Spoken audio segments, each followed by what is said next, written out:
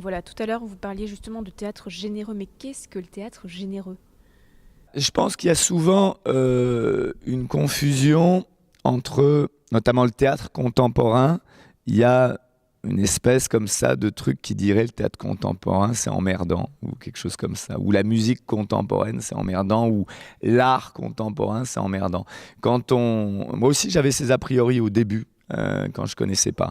Et puis, quand on commence à rentrer à l'intérieur de ça et à aller voir, on s'aperçoit que c'est faux, que c'est des a priori qu'on a, et que souvent c'est peut-être plus le contraire. C'est-à-dire que quand on va voir une matinée scolaire avec un Don Juan de Molière en costume, ça c'est emmerdant pour le coup. Donc c'est comment déjouer les clichés, c'est comment faire entendre. Et là, il faut de la conviction, il faut agir. Donc finalement, ici, l'idée c'est de dire aux gens, bah voilà, de toute façon, bientôt vous n'aurez plus trop le choix puisque vous n'aurez pas à choisir entre le misanthrope et un texte contemporain, il n'y aura que du contemporain. Donc venez voir, moi je vous dis que vous ne serez pas déçus. Alors après, on verra bien. Mais pour le moment, par exemple, sur le début de saison, on sent qu'on est en train de gagner ce pari-là avec les spectateurs. C'est-à-dire que on sent qu'il y a une confiance qui est en train de prendre sur cette question-là, notamment. Mais ça passe aussi parce on l'explique, on le raconte. Et le théâtre généreux, c'est un théâtre, par exemple, fondé sur les acteurs. C'est-à-dire que si on prend une pièce qu'on a jouée ici en début de saison, qui est Répétition de Pascal Rambert, c'est une pièce où il y a 4 grands monologues successifs.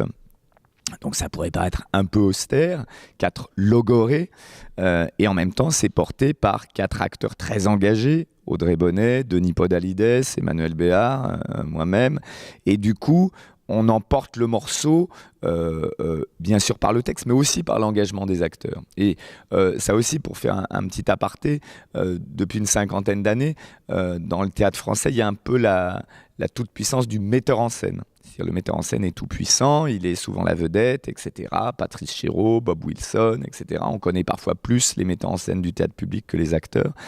Et j'ai envie aussi de réaffirmer la force de l'acteur.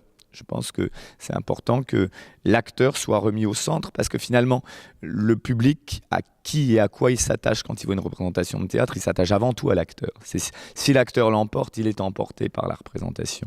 Donc un théâtre généreux, pour répondre à ça, ça serait un théâtre qui ferait énormément confiance aux acteurs avant toute chose. C'est aussi pour ça que ma bande d'acteurs ici, c'est une bande de rouvrol pour qu'elle puisse embarquer les spectateurs dans son sillage.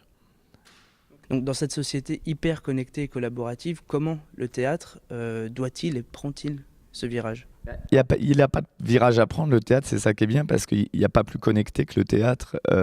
C'est-à-dire, le théâtre, c'est un truc absolument magique, puisque dans le même lieu, vous avez pendant 2 heures, 1 heure et demie, 2 heures, 2 heures et demie, des gens qui sont les uns face aux autres, physiquement, dans le même lieu. Ce qui n'est pas le cas au cinéma. C'est-à-dire, au cinéma, vous rentrez dans la salle, vous avez sur l'écran, je sais pas, George Clooney.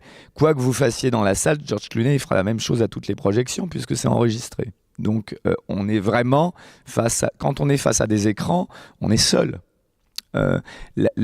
L'immense force du théâtre, c'est que on n'est pas seul. Nous, quand on est ici, on est dans un danger énorme. On peut se tromper, le public le sait. Et on est par rapport à ça, à l'interactivité. Pourquoi est-ce que la radio, le cinéma, Internet, tout ce qu'on veut, ils ont besoin de ça? C'est parce que justement, on est seul devant l'écran. Donc, on est obligé d'inventer des subterfuges pour essayer de donner au moins l'illusion de briser cette solitude-là. L'énorme force que le théâtre a, et moi je rappelle toujours un truc qui est intéressant, le théâtre ça existe depuis 2000 ans.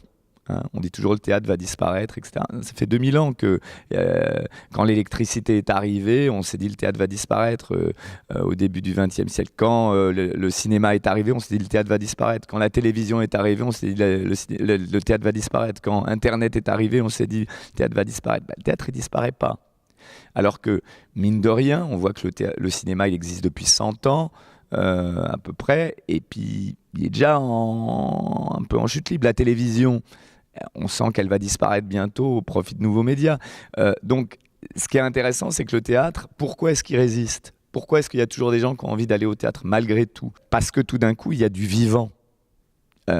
Et qu'on le sait, ça. Quand on vient vivre l'expérience du spectacle vivant, largement, on sait qu'il se passe quelque chose d'autre qu'on n'aura jamais face à sa télévision, qu'on n'aura jamais au cinéma, qu'on n'aura jamais devant son écran d'ordinateur. Donc c'est pour ça qu'on n'a pas besoin, nous, de mettre en place des outils supplémentaires, on va dire, d'interactivité ou je sais pas quoi, parce que elle est déjà là, l'interactivité. Le public, quand il se marre, parce qu'il y a quelque chose de drôle dans la pièce, c'est spectaculaire et il se passe quelque chose où il se sent vivant.